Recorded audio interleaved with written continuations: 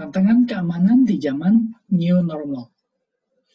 Sebelum COVID-19, digitalisasi sebenarnya sudah tidak terhindarkan. Jadi pelan namun pasti, ia menggerus peranan banyak sektor real. COVID-19 mempercepat proses ini, di mana peranan data digital menempati posisi sentral dalam identifikasi pengguna layanan digital. Semuanya mengalami percepatan yang luar biasa. Kenapa? Karena semua dilakukan dari rumah dengan stay at home.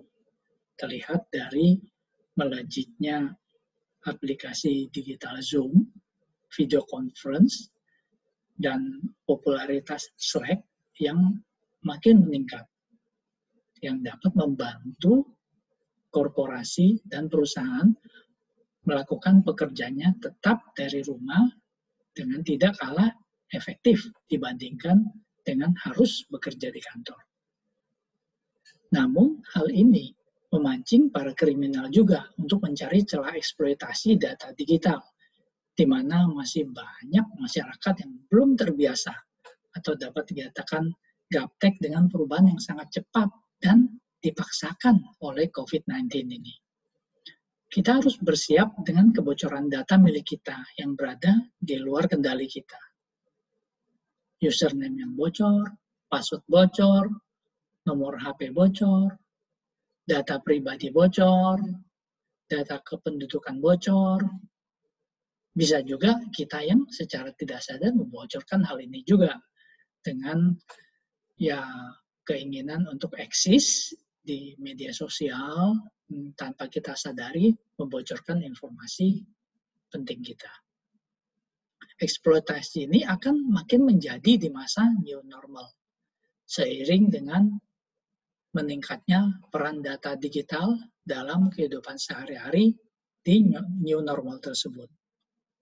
Eksploitasi ini antara lain pencurian akun WhatsApp yang makin hari makin meningkat dengan berbagai macam trik. Lalu adanya eksploitasi data kependudukan yang bocor, di mana hal ini memudahkan pembuatan rekening bank aspal untuk menampung kejahatan cyber. Hal ini akan membuat kejahatan cyber yang mengeksploitasi data kependudukan digital yang bocor ini akan makin banyak dan sangat masif, terutama di Indonesia.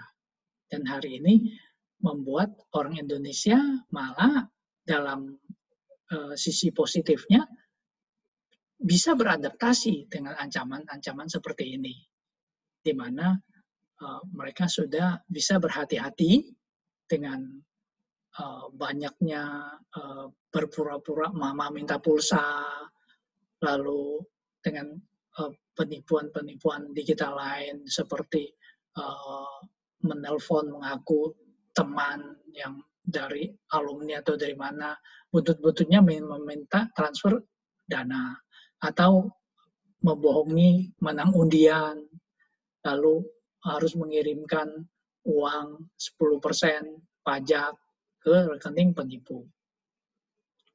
Lalu eksploitasi scam, blackmail, sextortion dengan big data. Jadi tahu-tahu Anda dapat email yang mengaku, saya tahu kamu, password kamu ini, passwordnya benar, ya kan? Lalu dia katakan bahwa saya bisa mengakses komputer kamu atau perangkat kamu, di mana banyak gambar yang tidak proper, gambar yang tidak senonoh, gambar porno atau sejenisnya, dan akan saya sebarkan. Kalau kamu tidak mau saya sebarkan, kamu harus mengirimkan uang ke rekening Bitcoin. Ini eksploitasi big data. Kasus yang ini sebenarnya mereka mengambil dari kebocoran data di Ashley Madison, layanan pertukaran pertemanan online untuk orang dewasa di Amerika yang membuat banyak hubungan kekeluargaan jadi terputus. Lalu bagaimana antisipasinya? Tentunya kita harus terbiasa dengan enkripsi. Jadi mau tidak mau, gaptek tidak gaptek, masyarakat harus mulai mempelajari dan mengerti tentang enkripsi, apa itu public key, apa itu private key, dan konsep pengamanan aset digital. Lalu membiasakan diri dengan password yang unik dan panjang, dan berbeda untuk setiap layanan, tapi mudah dikelola. Solusinya apa? Password manager. Jadi berapa banyak pun password yang Anda kelola, berapa rumit pun passwordnya, Anda bisa mengelola dengan baik. Lalu dapat melindungi aset digital dengan baik, dengan sempurna, dan menjadikan TFA atau Two Factor Authentication sebagai standar minimal perlindungan aset digital. Tujuannya apa?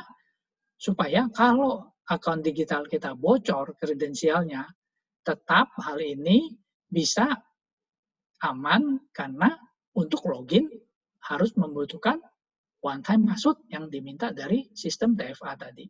Untuk mengimplementasikannya tidak sulit. Hampir semua layanan digital yang ada pada saat ini sudah menyediakan tambahan pengamanan two factor authentication atau TFA.